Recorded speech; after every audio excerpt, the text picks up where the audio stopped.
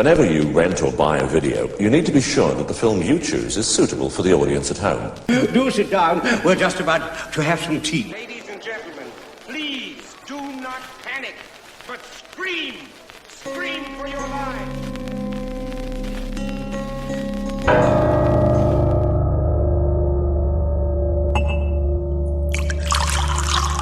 Hail weirdos, the kettle's boiled. Welcome to Tea for Terror, where we take a favourite horror film and dissect it over a nice cup of tea.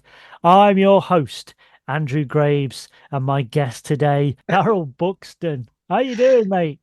I'm great, Andy, thanks, and really looking forward to this. It occurred to me this is my third time on the show, and the first time on, we covered a film from the late 1920s. The second time we did Todd Slaughter, so we were looking at his era of the late 30s. And today we're doing something from the second half of the 40s. And I for one, can't wait to dig into this because it's a film that really needs more coverage, I think, and isn't as well known as it should be. But yeah, I'm good to go. I'm really looking forward to being participating in Tea for Terror once again. Always love it, and I've also got a bit of an exclusive for you about We Belong Dead magazine and the contents of our next mag. So that's all to come as we go along. Nice. Yeah, I mean, we'll get into the film later, but and the general sort of topic around that film. But I think, yeah, it's good to have you. You are third time, and yeah, I think there's one other person that's been on more than you, slightly more than you. But that's yeah. But other than I think you're my most recurring guest. Other than that, and.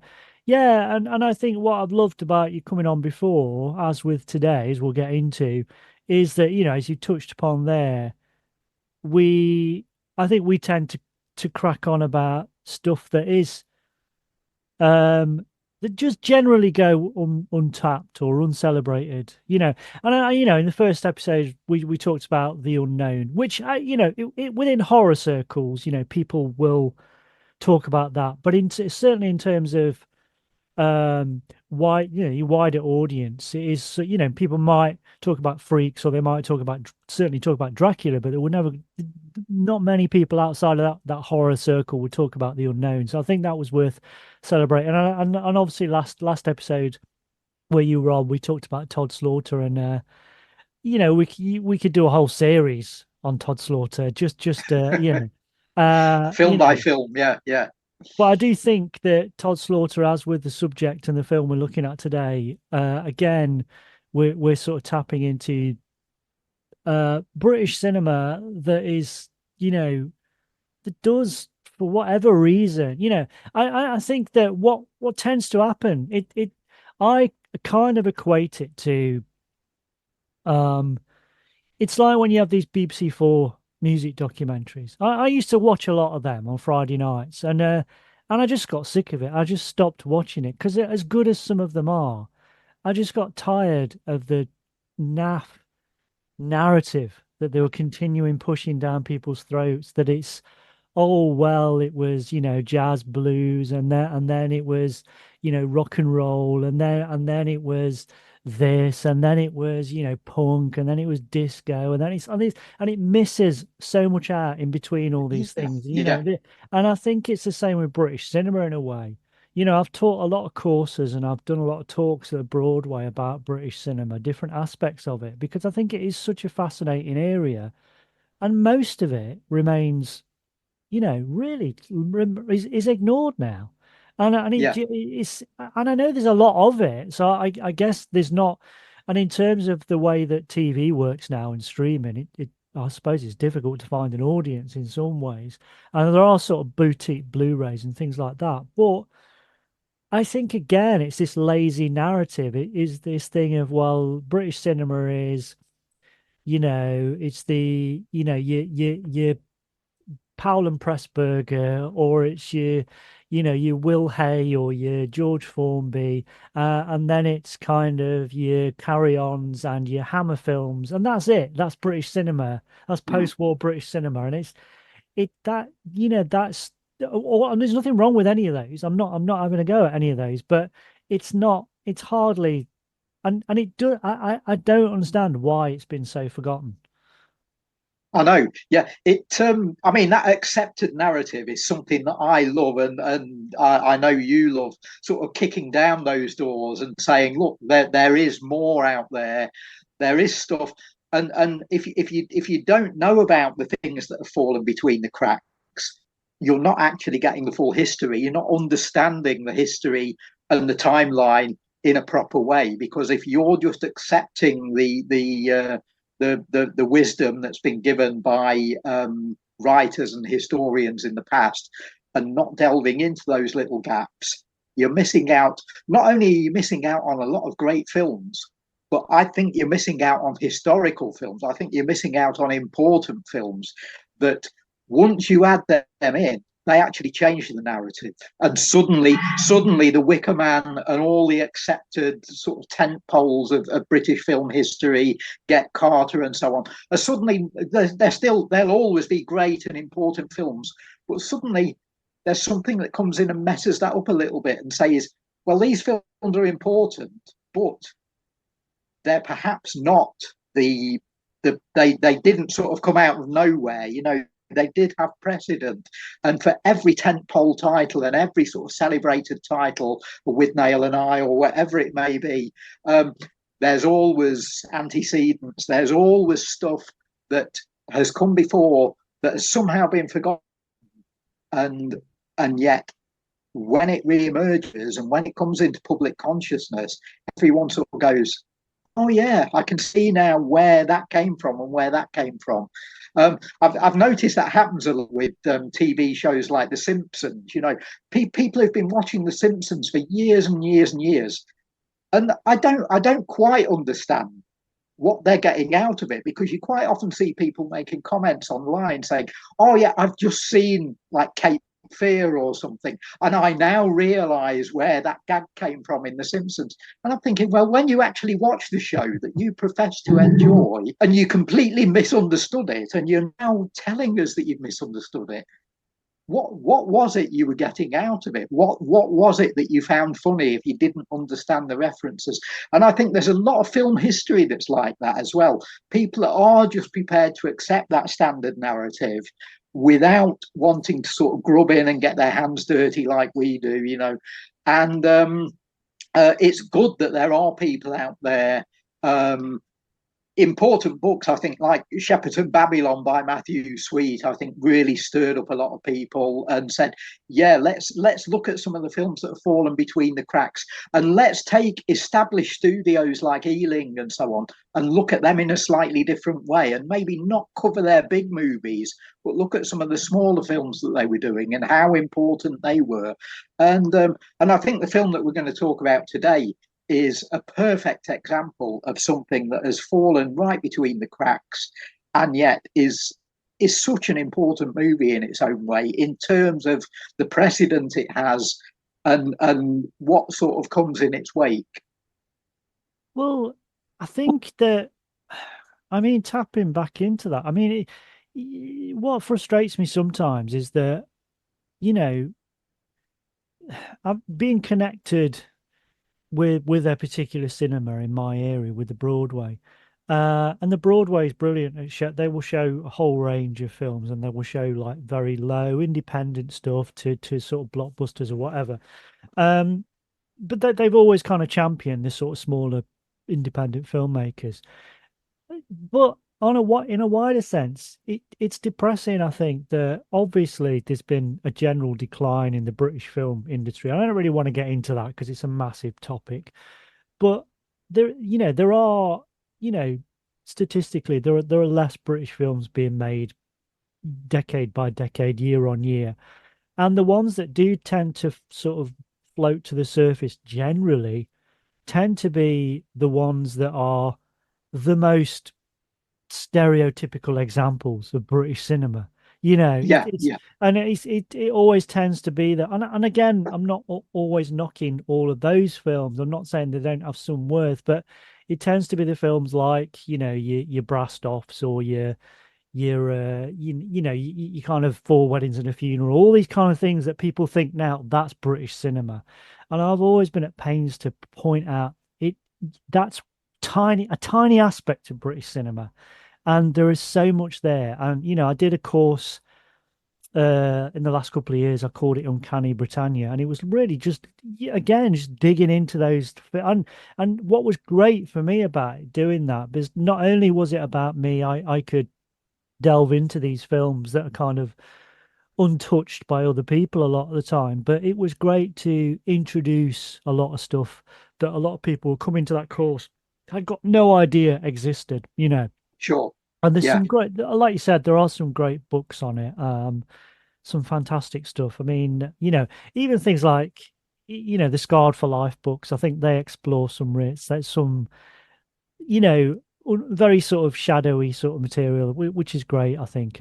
But yeah, it's vast, and I don't think that there's so much to go on, and it seems such a shame that a lot of it is just overlooked. So I think maybe we'll well, I mean what possibly what we'll do before we go into the main film is you know if we're talking about this, because I think when you suggested this, I watched it. It was one of the few films that people have suggested that I hadn't seen. So I did go, found a copy and watched it, and it's fantastic.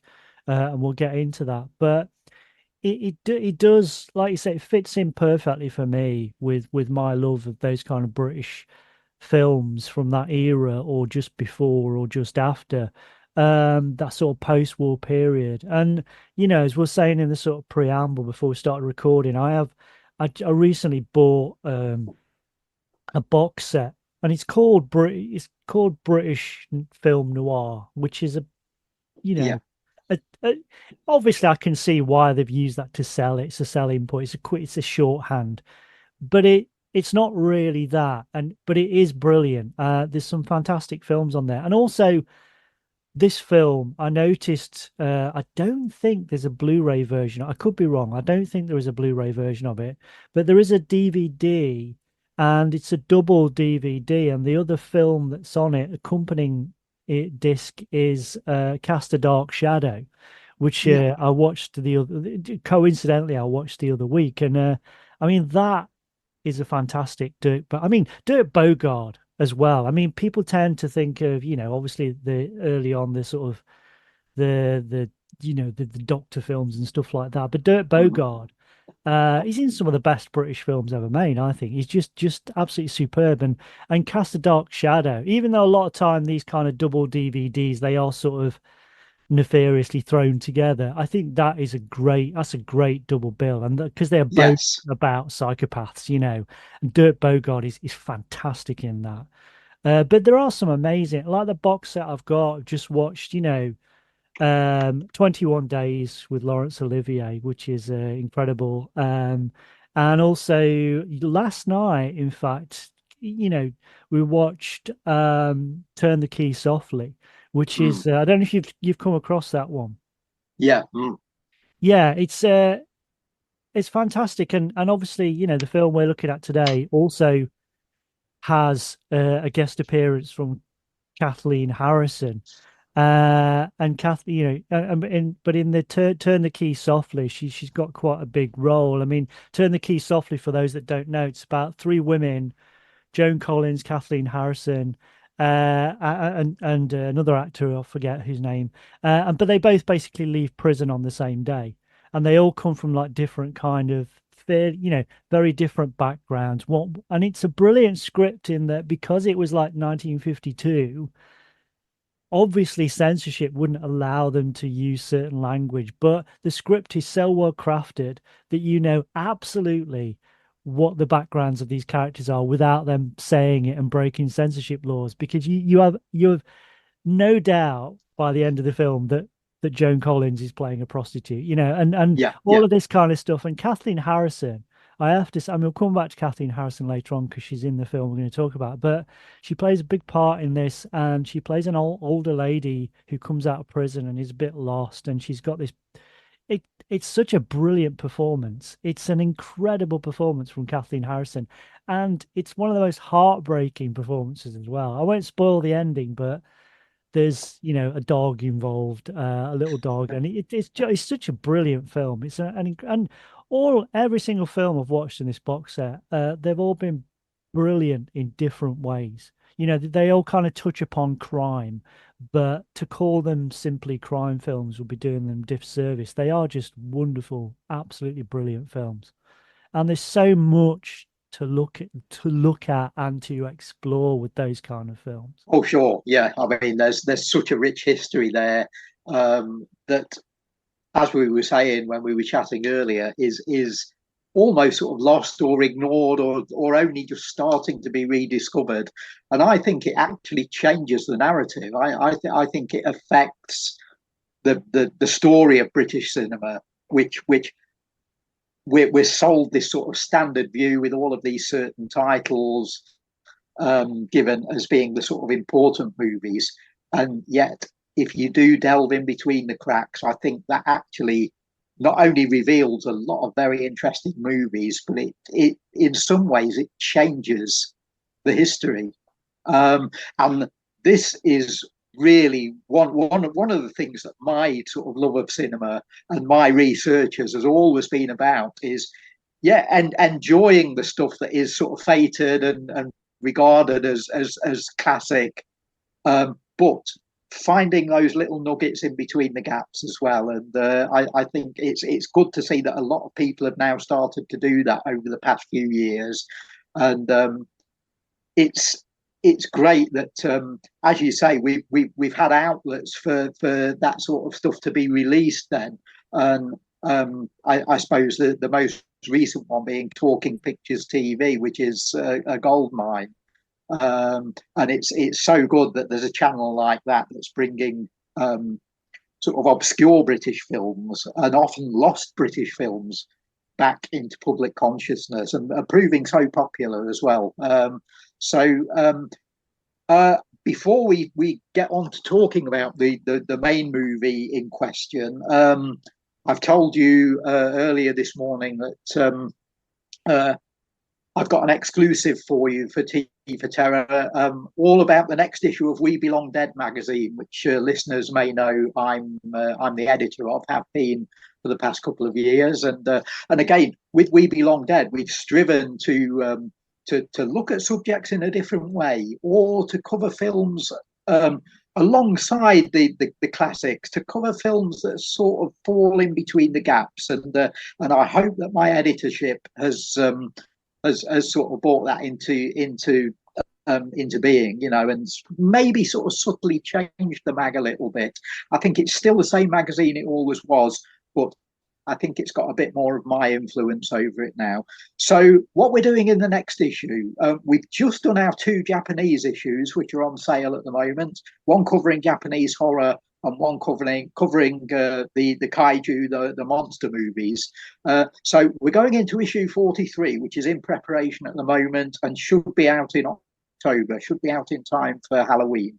Now, again, your listeners may know that in the past I've been involved in editing and putting together a series of books covering the history of British horror cinema. And again, delving in and finding obscure titles. And we've done 3 books so far. We did The Shrieking 60s, which, as the title suggests, covers the British horror movies of the 1960s. We did Chopped Meat with the We Belong Dead team a couple of years ago, which covers the films of the 70s. And then a few years earlier than that, we did a book called Dead or Alive, which covered the films of the 1980s. So I'm always looking for decades in British horror that are worthy of coverage. And I thought, well, if we're going to do another book or another publication of some kind, should I maybe do the 90s or should I do the 21st century? Now, my good mate MJ Simpson has largely covered the 21st century movies in a series of books that he's done. So I thought, well, there's a lot to be said about 21st century movies, but I think MJ has sort of said it all for the time being, and there are a lot of other people writing about current movies.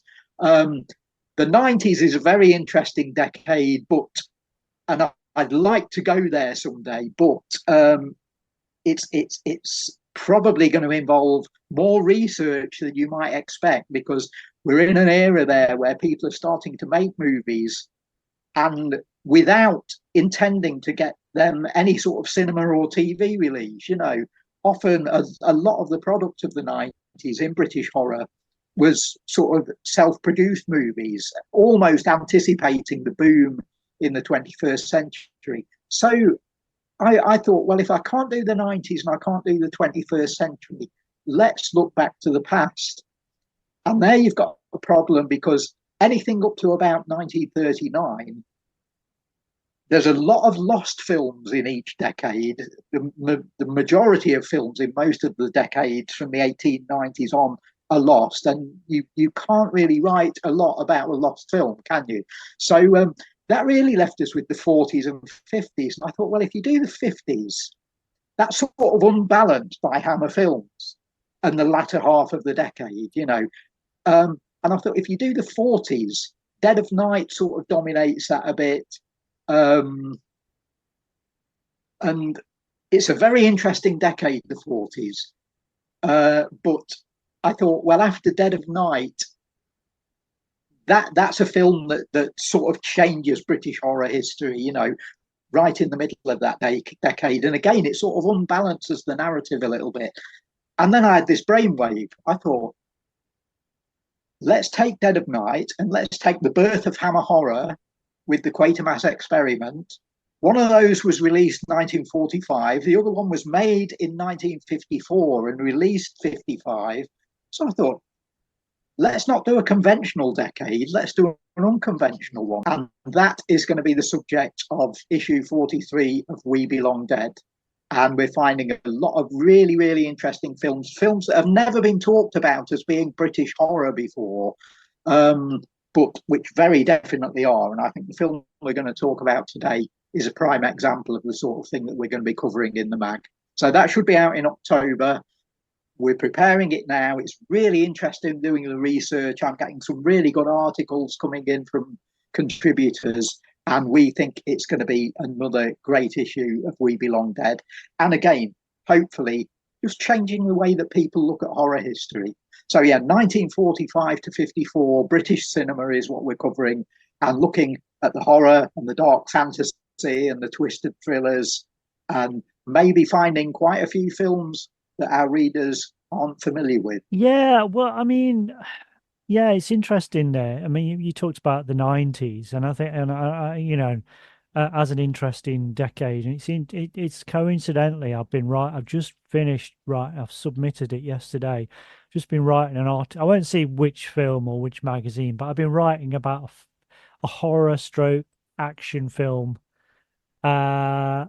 which came out at the end of the 90s, and partly of what I was writing was, towards the end of the article was, I guess technically the 90s was the last decade. I don't think obviously we have 10-year periods now, but I wouldn't class them as decades in the same sense. Everything seems to amalgamate with each other. It just seems to be this. I see what you mean. Yeah, amalgamous mass of nonsense. Really, well, some great stuff comes out in the 21st century, but it does it. Yeah, I think the 90s was the last decade, and I think it was the last decade. And again, this is a generalization. I'm not, we judge everything on independent basis, but I think it was the last decade really where big filmmakers, even though they were under the same sort of constraints about commerciality and stuff like that, but it did feel like because the film I was writing about yesterday it wasn't a massive success, but it wasn't a failure. It was still a success. It was still not to be sniffed at. It made a lot of money, but it was a film, it didn't belong to any franchise or brand or existing intellectual property. It was just a thing that happened. And I was looking at the kind of top 10 list of films from the same year, and it was You got, Blair Witch and The Matrix and all these kind of films, and it's just like, well, these, some of them went on to be franchises, but that was Mm. never the point. That was never Yeah. the intention. They were just like At the time, they were new and exciting. Yeah, yeah,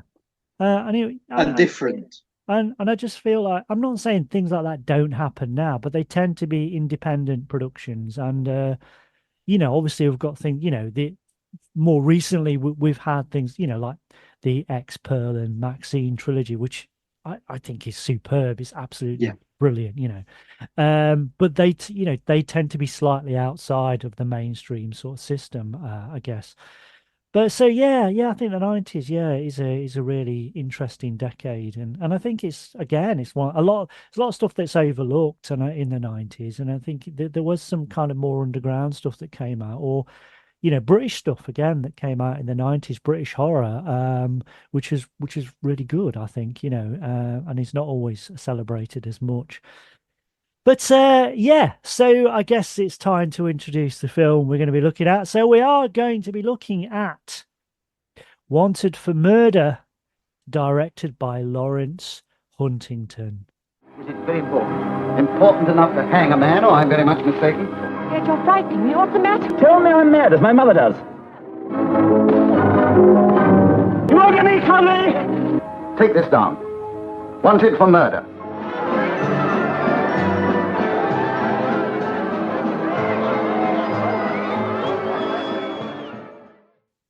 So, Darrell, when was the first time you came across this film?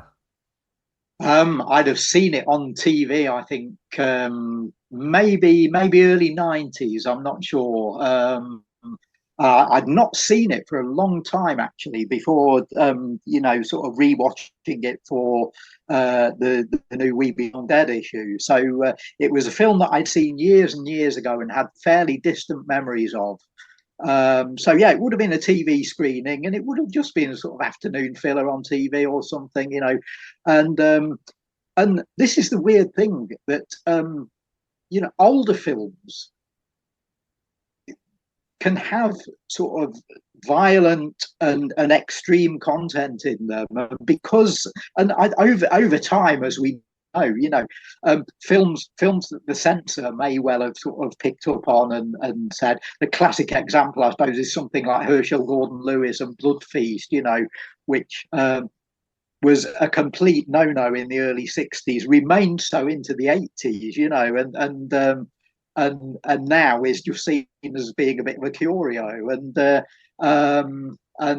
bit of a laugh. So and a film like Wanted for Murder has actually got, the subject of it is a serial strangler in post-war London, and yet, because it's black and white and because it's got big stars of the era in it, and it's got a sort of production sheen to it, and it seems to be made on a reasonable budget and with lots of sort of glossy resources. It's a film that, of the type that would be shown as a sort of afternoon filler on TV, and it always amazes me that the look of a film can often obscure the fact that it's got gritty or violent or subversive content, I like it when filmmakers sort of know that and use that to their advantage, and I think that happens here. You mentioned Powell and Pressburger. Henrik Pressburger was one of the co-writers on this, and I gather he'd sort of written the bulk of the screenplay, and I think it's based on a play from 1937 that was co-written by the great actor Terence DiMani, no stranger to horror films himself, and but Pressburger took the play and wrote it for cinema, but wrote it before the Second World War, and then presumably the outbreak of war left many film projects on the shelf for a while, and then once the hostilities were finished, this one then went into production. But I think Pressburger's a very, very playful writer, and I think there are little comic moments in here, where he really does try and sort of subvert things in the way that he would later do in his films with Michael Powell. I think there's a lot of playful stuff going on here, and I think we can get into some of that as we talk about the film. Well, I mean, watching it for the first time as I did this week, thoroughly enjoyed it. It's brilliant. And yeah, I like you say, I think, because it's black and white, it's it's a 40s film, it's a 40s British film, so everybody talks a little bit like that. It's got these cut glass British accents. So, but that, as you said, that can be used as a brilliant disguise to wrap up something very subversive, a little bit perverse, and when you think about it, it's horrific. And I was looking at it thinking, this is almost like this is a stop-off point between Hitchcock's 39 Steps and Hitchcock's Frenzy. It's got kind of got elements of both. I think it reminded me of 39 Steps. I mean, the plot's very different to 39 Steps, but it reminded me because of the constant the repeat of the musical motif, which is apparently by Misha Spoliansky, and is a fake piano concerto. But every time we see the killer and he's about to kill, we get this repeated motif, and obviously in 39 Steps, and to some extent The Lady Vanishes, we get that as well. So it reminded me of that kind of vibe. But certainly the plot and the structure, it felt, how you get these kind of, they're very naff and they're stupid. And I get a bit sick of, when people are taking AI technology and they're constant, oh, here's Alien done in a 50s style. Here's Batman done in, they look fucking awful. But it kind of reminded me, this is Hitchcock's Frenzy done in a 1940s style. Oh, yeah, It felt very much like the same plot and the same everything, really. It was brilliant. It is. And for me, it falls in between Hitchcock's The Lodger and Frenzy. Yes. And if you put Huntington's film in the middle of those, and they're made sort of fairly equidistant, so sort of every 20 or 25 years, you're getting a new London serial killer movie coming along. You've got these Hitchcock bookends. And I take your point that the 39 Steps is in there, but I think that was influencing everything for the next 15 years, But I think if you look at Lodger and Frenzy as bookends, while Hitchcock was over in America, Lawrence Huntington steps in and makes a brilliant Hitchcockian London serial killer movie here. And I think Wanted for Murder sits nicely as a trilogy with those two Hitchcock bookends. It's interesting you note the music there, because the film was released in America as A Voice in the Night, which is the title of the piece of music that's replayed in the film.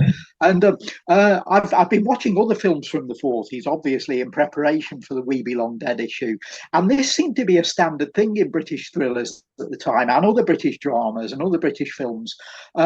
And the composer and music broadcaster and TV presenter Steve Race, who people might remember from the 70s and 80s, he had a name for these. He called them denim concertos. And what he meant by that was, in British films of the 40s and early 50s, you'd often have a little piece of music that was used that we as the audience are supposed to believe is part of a larger whole, but it actually isn't. It's all we get is the motif repeated over and over again.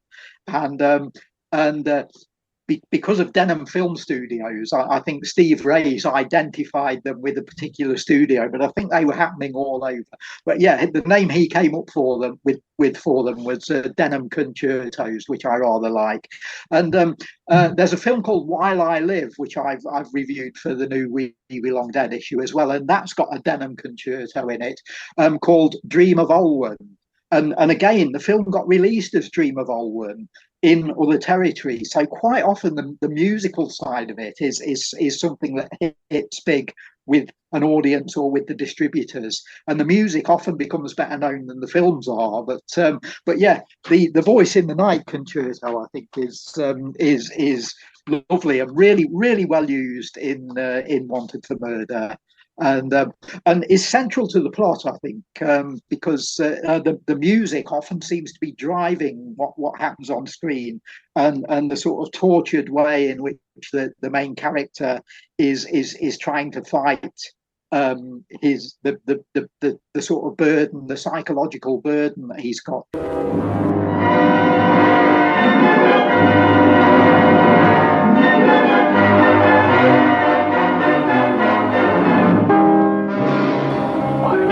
Yeah, I mean, one of the things, I mean, we touched upon the idea of being a kind of, it feels very similar to Frenzy in a lot of ways. It's got, a strangler at its heart. It's a serial killer thing. But also the other thing that reminded me of Frenzy was the relationship between Roland Culver and Stanley Holloway, that Oh yes, sort of yeah, comedy they're wonderful. sort of relationship. I mean, all that was missing that you get in Frenzy is his mad his mad wife with the recipe. Yeah, But yeah, other than that, it was kind of there. Stanley Holloway is clearly he's useful, but he's clearly there as a comedy sort of yeah. cipher, really. Well, he's interestingly cast because he was well known as a comedian and obviously really well known for his famous monologues like Sam, pick up thy musket and things like that. But here, yeah, the audience would have gone in sort of seeing his name on the credits, and he's actually fair. He's very prominently billed, isn't he? Considering the sort of size of the role, and the audience would have gone in sort of expecting a comic performance, and you get elements of that, but he's a serious copper, and he gets down to business, and he does his job, and he goes about the investigation in a very serious and very organized manner. And so yeah, it's like, I mean, we've had instances in movies in recent times during our lifetimes, where you'd get a comedian cast in a part like that, and people would go, "Oh, isn't he amazing in a serious role?" And I think this is an example of that. It's he's very well cast, and I think the film itself works again in a very modern way as what we now call a genre mashup, because you've got the horror strangler element to it, you've got the police investigation, you've got romance, you've got bits of comedy. It's a really, really great sort of document of post-war London as well, especially given the fact a lot of it is shot on location and that various parks are used throughout. The murders all take place in the big London parks. So it's got a lot going on in terms of it being a hybrid movie, and in that sense it's almost ahead of its time. But I think if you look back to the 40s and maybe even earlier, a lot of films were like that, and what we think of as being a modern thing, the idea of the hybrid movie, we think of that as being a sort of 21st century advance. And again, I think let's change movie history and say this was happening 80, 90 years ago. Well, yeah, and also I think, because it has these kind of comic elements, like you said, but none of it feels jarring at all.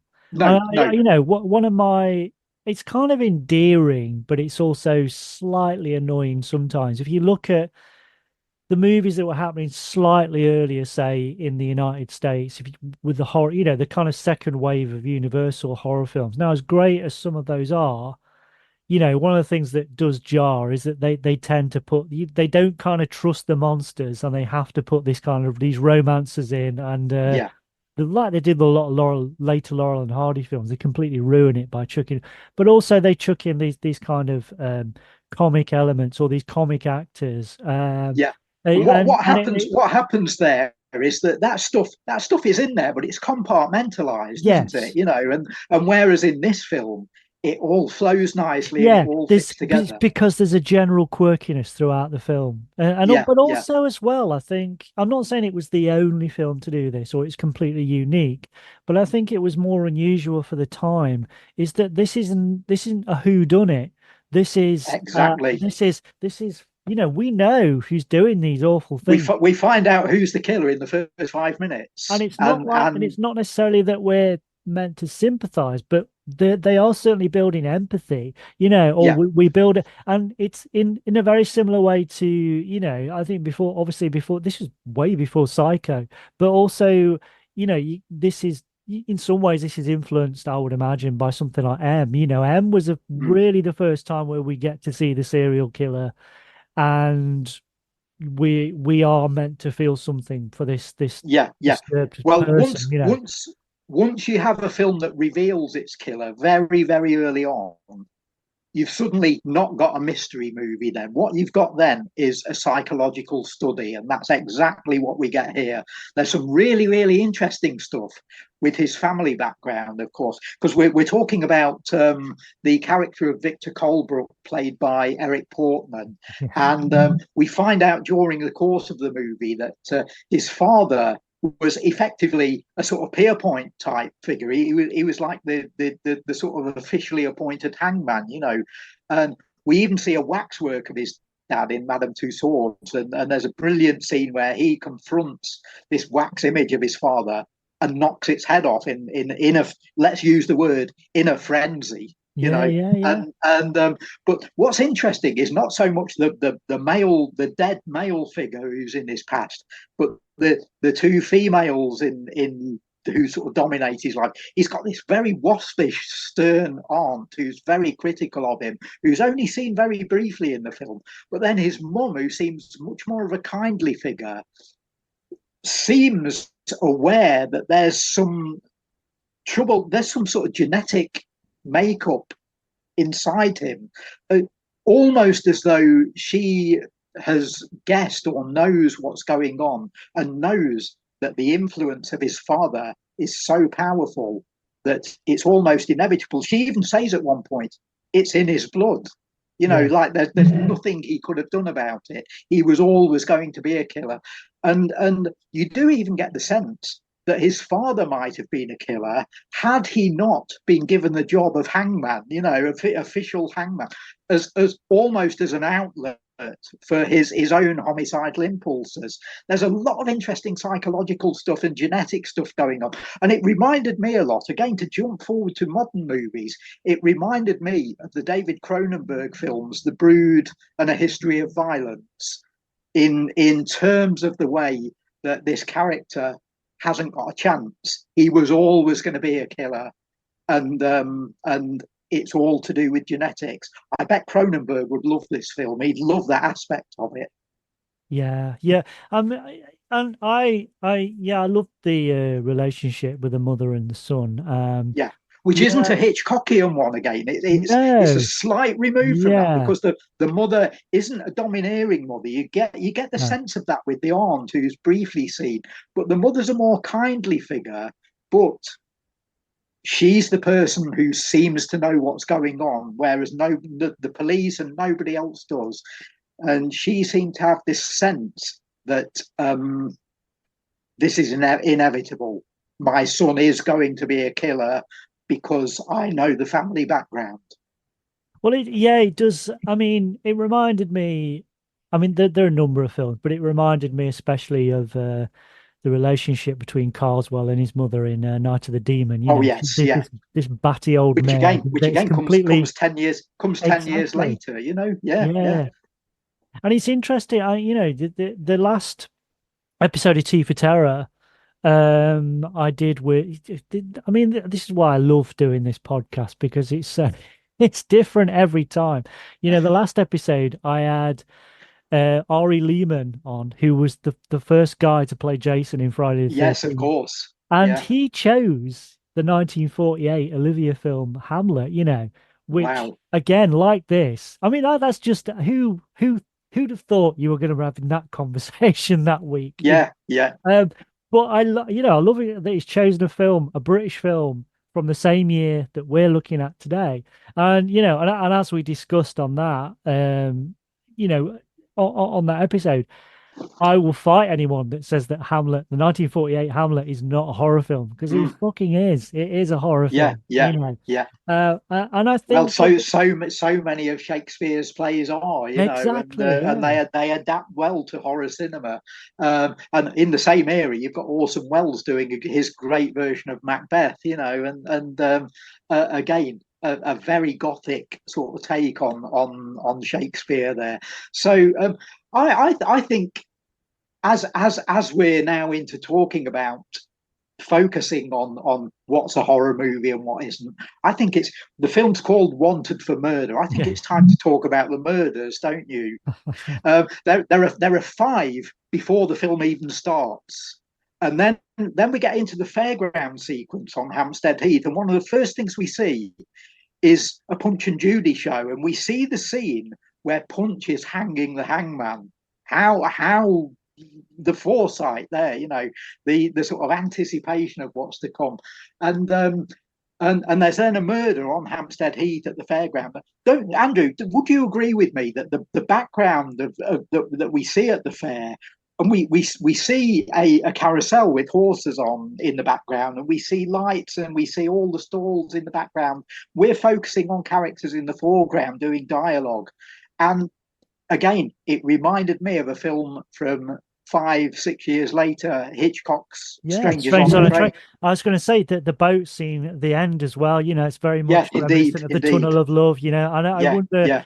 how much Hitchcock got his nose over this film. And thinking, yeah, I, saving some of I, this, saving some I of would that. suggest that he'd seen it. I certainly think that he, he, he clearly did borrow certain elements. I think Well, the similarities are so strong that I don't think anyone could deny that. Really, it'd be interesting to know. I mean, kind of getting back to what we're saying about, these overlooked British films. I think even if you take someone like Hitchcock, you know, if you particularly his early films, I mean, this is Hitchcock. I don't think his early films are that celebrated. The Yeah, yeah. Lodger has a space in people's hearts because it's got a good Because it's a following and it's very got Hitchcockian yeah. movie. Yeah, Yeah, yeah, and then you've got obviously if you take away something like 39 Steps and The Lady Vanishes, which are fairly well known, but a lot of those films from that era, they there's they 10 did. years, 10, 12 years in between there. Yeah. That's Before largely he became ignored. the sort of You know? Hollywood director, Yeah, yeah. they are overlooked as well. Yeah, I, I mean, I, I I love so much of that stuff from that period of Hitchcock, Rich and Strange, Number 17, Young and Innocent. Great movies, and as you say, because they're not necessarily Hitchcockian in the way that something like The Lodger clearly is. They do tend to get overlooked a little.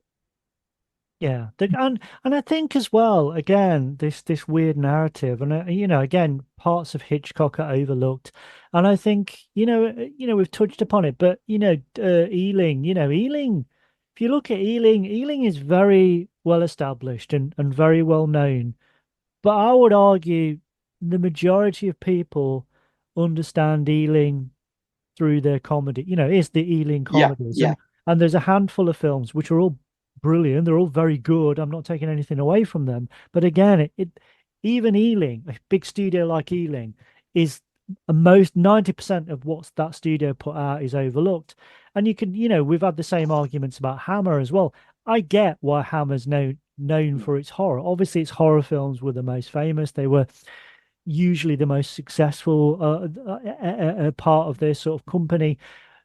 And yet, a lot of those brilliant box sets that have been coming out through Indicator that were showing Hammer as a company that made genre films, not just yeah, horror. So yeah. they made war films and thrillers and all these kind of films, Sure. and they're all superb as well. So I think even the stuff that is well known, people only it's kind of like they examine it with a tiny little telescope and they only see one part of it, whether this and a lot of it's just you know and in some ways you could blame not blame blame's the wrong word, but even someone like Mark Gatiss, who is brilliant. I love Mark Gatiss, and he's made some excellent documentaries around Yeah, horror for BBC Two, BBC Four, and things like that. but you know, you could argue that, yeah, obviously he's coming at it from a certain point of view, but you know, he's kind of selling Hammer just as a horror company, but they did other stuff as well, you know. So Yeah, yeah, a lot of this stuff gets lost in the mix, you yeah. know. Also with Hammer, people again, the accepted wisdom is, oh, Hammer horror started with Quatermass Experiment and Curse of Frankenstein and Dracula. We've actually got a feature in the new issue of We Belong Dead about pre-Quatermass Hammer horror, films from the early 50s that sort of fall into the horror bracket. And we've also got a feature on Ealing's macabre side with films that people forget, like Pink String and Sealing Wax, which is all about the punk. Yes. And Dead of Night's the sort of well-known one, but there were other Ealing films that went into this dark territory. And of course, the classic, I suppose, and why this never gets called a horror film, I don't know. Kind Hearts and Coronets. Yeah.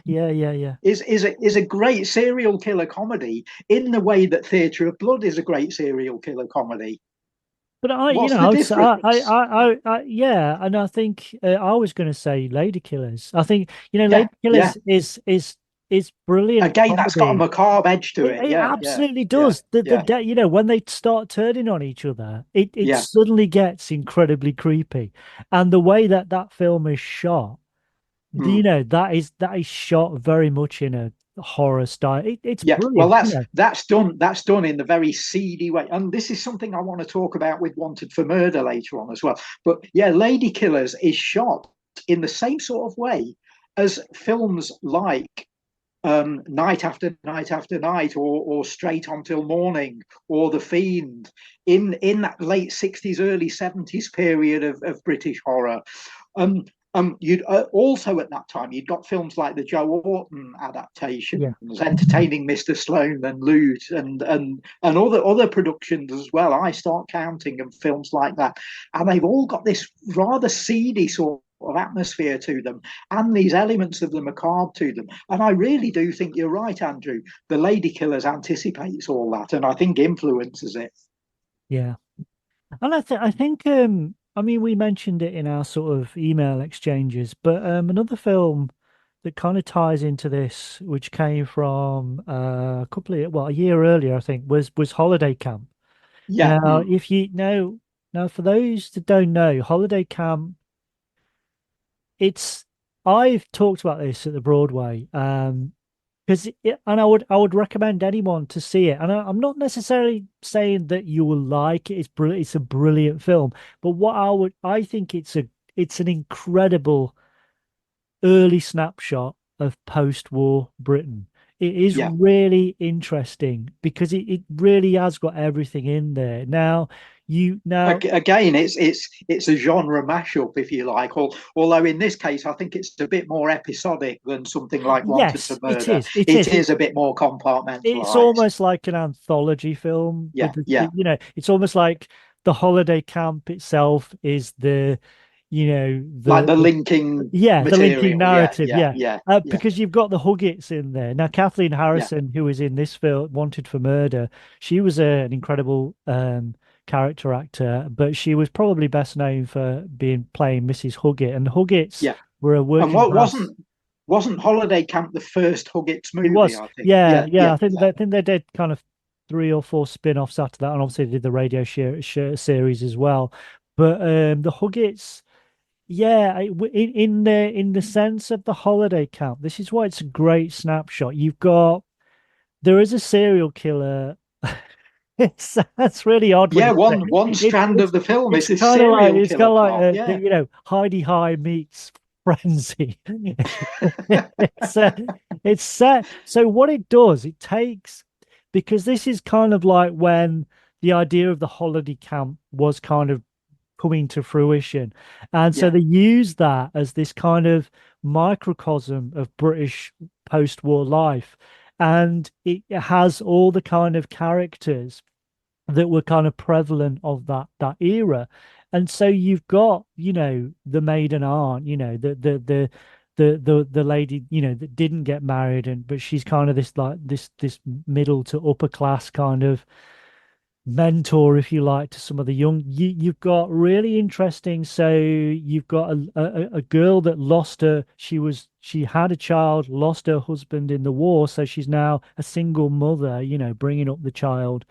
Then you've got the Huggets who represent this kind of what became known as the respectable working class family. So they were the kind of salt of the earth working class family. But then you've got other elements of the working classes that are kind of these teenage, well, they wouldn't have been known as teenage then, but young men sort of gambling reprobate. So they're very much the unrespectable working classes. And then you've got this terrible sort of squadron leader type who is conning these poor women, and he's basically a serial killer. It's an incredible a snapshot, as I say. It's such a fascinating film to watch. Yeah, and with this serial killer subplot in amongst all the comedy and the drama and the social comment, and I think it would make a great double bill with Wanted for Murder, because Wanted for Murder has got a lot of the same sort of elements, and I think if you think the main characters, we've got Dulcie Gray,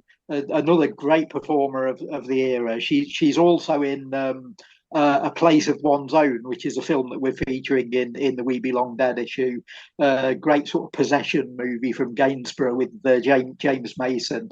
And so you've got Dulcie Gray as Anne Fielding, who's like the chief victim, and I suppose the nearest we get to what we'd now call a final girl, and we've got Derek Farr playing Jack Williams, who's a bus conductor, which at least gives an excuse for once for putting in shots of red double-decker buses in a British movie.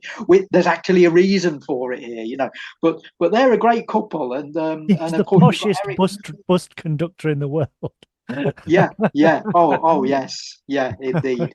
But and Anne works in a record shop as well, which is fascinating because, again, it gives the film a real sort of modern feel. Pressburger writes this great little comic scene. There's a lot of good sort of this brilliant where she sits on the record. Yeah, that's great. There are really good police investigation scenes happening in the record shop, and there's good social drama happening in the record shop. But there's this lovely comedy scene where Anne's stern female boss comes in, and it's Holloway, I think, is in there, isn't he, as the sergeant who's questioning her, and the boss gets the wrong idea and thinks he's chatting her up, and she's saying, "Oh, you shouldn't be fraternizing at work like this." We've already had the setup. There's this very, very fragile pile of records that's been left on a chair. And then in her disgust, as she finds out the truth that he's a copper, and he sort of gives her a bit of a ticking off, she then obviously sits on the record. And now, couldn't that have come from a Carry On film or a Confessions film 30 years later? It's done so well. It's brilliant. And again, it doesn't feel jarring as such. It's a really nice bit of comic business. And the setup's great because she comes in, she gets the wrong idea. And, like you said, she sets the gag up by saying, be careful with that record. It's very expensive. And, obviously by the end of the scene, she sits on it and breaks it. Oh, yeah, of course. But I think Pressburger's subversive writing is so good. There are a couple of moments. The very, very end of the film is great because the film doesn't end on the killer being caught or the killer dying or whatever. It ends. Stanley Holloway. There's a gag. There's a whole thing in the drama that's been set up earlier on about they've got to close Hyde Park. Yes. It's urgent they close Hyde Park in order to be able to catch the killer, and then we've sort of forgotten that by the end, and then the film actually ends on this note where, we've got the park closed, and it's played for comedy. There's a great subversive moment in the Hyde Park scene as well, which I'm sure is typical Archers. It so is, where the means of closing the park down is to get the band at the bandstand to cut the concert short and play the national anthem, and everyone starts saying the king, the king, the king. Yeah. And just as they're about to strike up the anthem, Huntington cuts away to another scene, and I bet Pressburger wrote that in to happen like that. Like, okay, we're going to use the national anthem as a means of shifting the plot along. It's going to be expedient, but we're not going to have that damn tune on the soundtrack. No way. And I hope that Emmerich Pressburger wrote it like that, and you do get the sense that he probably did. Yeah, I love that old Hyde Park stuff, and with the park keeper, It's more than his job's worth. It's brilliant. Oh yeah, yeah. You couldn't go away with that in any other country. You've got this park keeper. Isn't the Hyde Park scene so well staged though? With the police investigation, the police cavalry come in. You've got the police on foot, the waves of them, the number of extras they must have had in those scenes, and I'm sure they must have used actual sort of park goers for the band. They must have just filmed the bandstand with sort of real people. So again, you've got this semi-documentary feel to parts of it as well. And but one interesting thing about the Hyde Park scene and the big climax of the main sort of horror plot is we actually get a bit of gore in there even as well. Anne attacks Victor at the end as he's about to kill her, and she tries to gouge out one of his eyes, and it's shot in such a way that it has real visual impact. And then we see the aftermath of it later on. We actually see blood pouring down one side of his face, out of his eye. And for the late 40s, that quite astonished me. Yeah. I mean, there's lots. I just, like I said, I mean, I like the fact that we know who it is. The main detectives know really who works. it is, but they just can't go in because they haven't got enough evidence. But so there's this whole bits of business where they're getting him to try a raincoat on, and we've got this GI to examine his back. played by the great Bono Coliano comes in, who must have been like, I mean, a friend of mine called John Williams who's made a few horror movies in Stoke-on-Trent. He's making a film at the moment, and he's got Sean Ryder and Bez in the cast, and that's obviously been done for great novelty value. And Bono Coliano was an actor like that. He'd come from the circus in New York with his family, and they'd come over to play at the London Palladium when he was 12 years old, and he never left. And he stayed and got into British films. He's in A Matter of Life and Death as well, just before this, and he specialised in playing American GIs who were sort of stationed in Britain, as he does in Wanted for Murder. And you can imagine for modern audiences seeing that. Imagine being a teenager in the audience and seeing him coming on, and he's a soldier and he's got stripes and everything, so he's very, very official, but what a hip dude, and you see a character like that with his army hat sort of cocked at a jaunty angle and smoking funny cigarettes, possibly, and complaining that his girl won't put out, and stuff like that. And we had to come home early from the dance, and now you won't let me into your apartment or whatever. And the kids in the audience watching that must have thought, what a cool guy. It's like having Snoop Dogg in your film or something, you just know he would have had pockets and nylons as well. Oh yeah.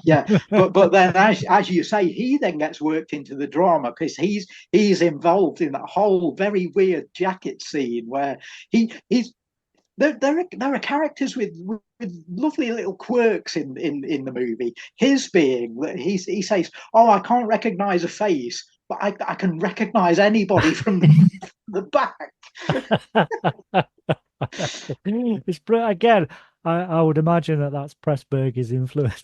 Oh, it's just such a bizarre. Absolutely. I was thinking, as I was watching that scene, I'm thinking they can't possibly arrest him on a back measurement. But it's like, no, it's just another bit of business to it's the police are thinking, let's scrap fingerprinting and bring this in, we'll identify people from their shoulders, incredible. But what a lovely subversive bit of writing that is, and really taking the piss out of the typical police procedural, I think. Yeah, and I think, again, as we mentioned, I mean, a lot of these British films of that era, they're just loaded with just really you may not know the names, but they're just loaded with recognizable faces. Absolutely. Yeah. Talked about Yeah. Kathleen Harrison, who people would they may not know her name again, but they would have seen her in so many films from this era, and she's amazing. But obviously, we get a very brief appearance from Wilfred Hyde White as well. And again, Yes. Yeah. people Yeah. may not know his name, but you will definitely know him.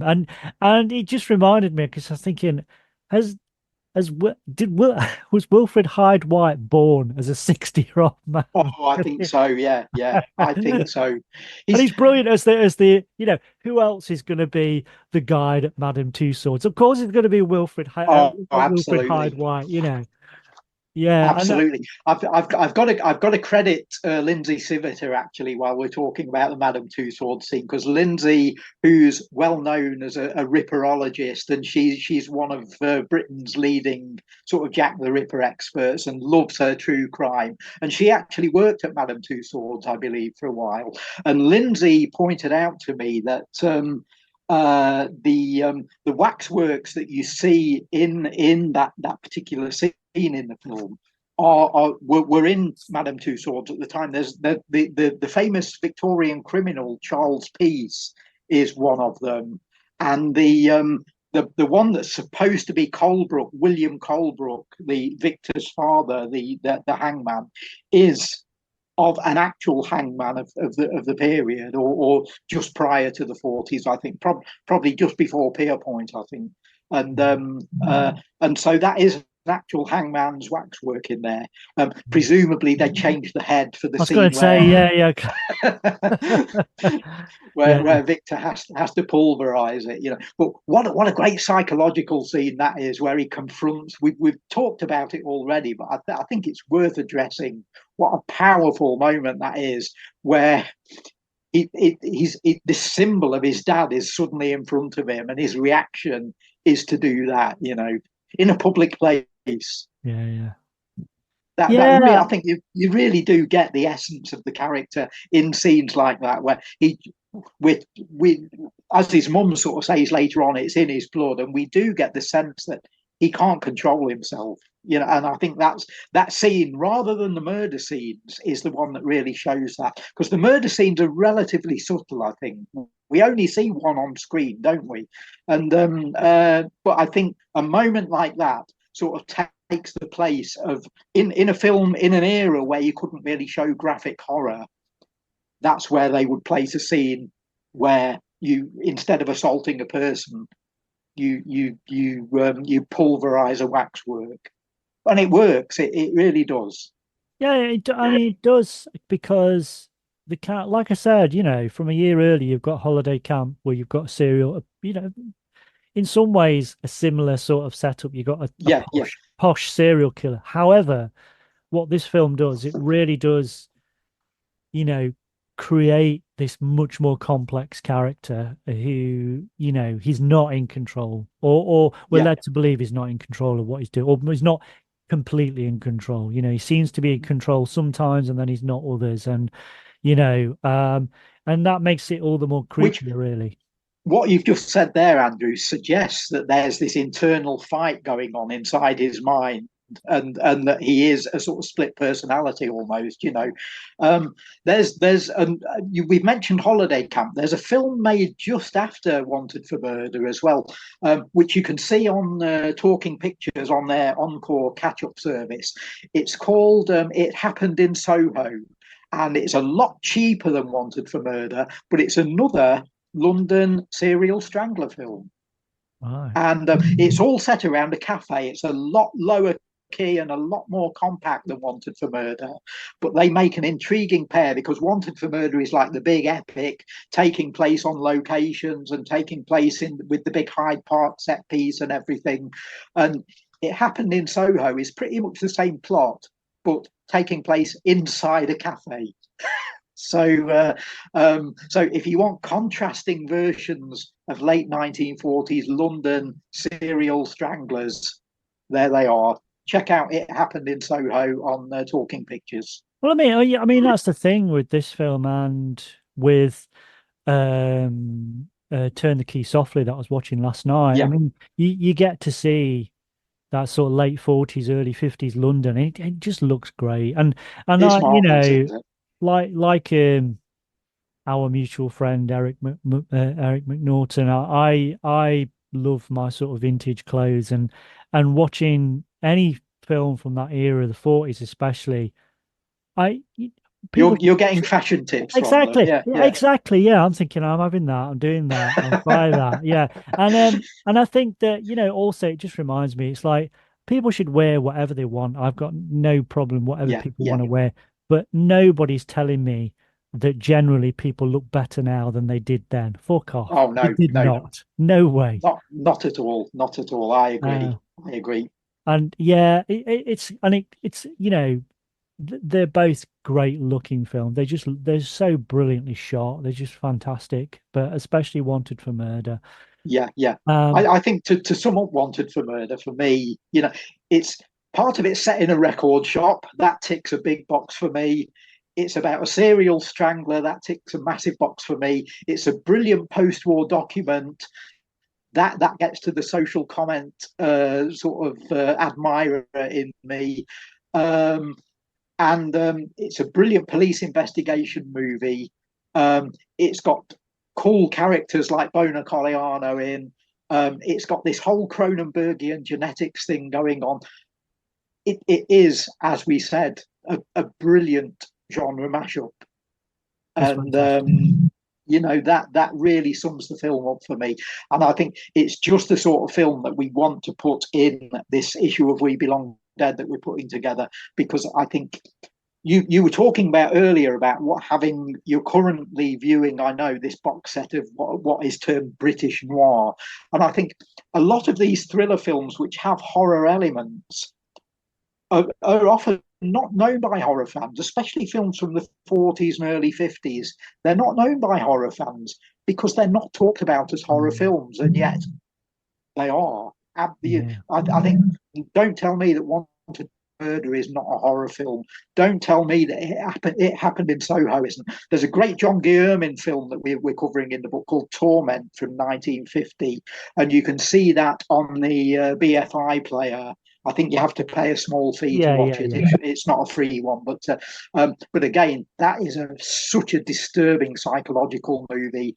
All about two brothers who are sort of rival crime writers, and they fall out. They have this sort of love triangle they both fall in love with their secretary, and that film opens brilliantly with one of the writers. One of them's a psycho and one isn't, as you always get in these brother or twin type plots.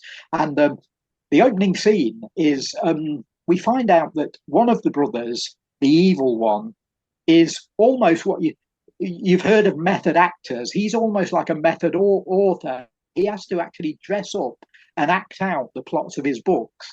And we see him in the first scene of the film. He comes on and he's basically dressed as Humphrey Bogart. He's got the hat and the trench coat on, and he comes in, he's got a gun. And we find out later that, this is all acting out the plot of his next book.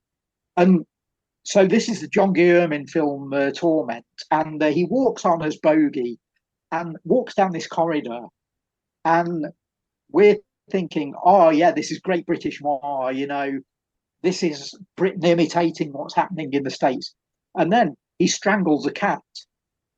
And you're suddenly into what's going on here. It's suddenly shifted into horror territory. And this is the first 2 minutes of that movie. So check out Torment on the BFI player, because that's another film that we're going to be covering from this same sort of late 40s, early 50s era. And there's a lot of fucked up stuff in those years, and we're hoping to cover a lot of it in this We Belong Dead issue. But Wanted for Murder, I think, is one of the very, very best films that we're going to feature. Well, on that bombshell, it just remains for me to say thanks, Darrell. Thanks as always, Andy. It's been a pleasure. So remember to call round next time. Make yourself at home. You look like you're dying for a nice cup of tea for terror. And remember, my friend, future events such as these will affect you in the future.